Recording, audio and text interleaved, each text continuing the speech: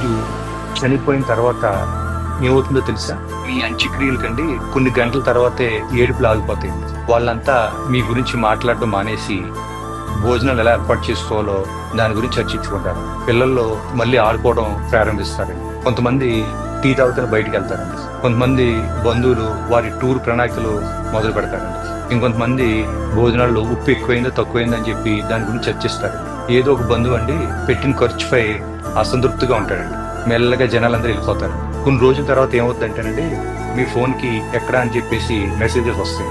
మీ ఆఫీస్లో మీ ప్లేస్లో పనిచేయటకు వేరే కొత్త వ్యక్తిని నియమించుకుంటారండి. మీ ఫేస్బుక్ ఫ్రెండ్స్ మీరు పెట్టిన చివరి పోస్ట్ని ఒకసారి మళ్ళీ చూస్తారండి.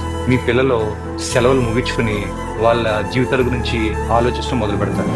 మీ జీవిత భాగస్వామి తమ శాశ్వత జీవితం ఎలా గడపాలని చెప్పి ఇంకా ఆలోచిస్తారు.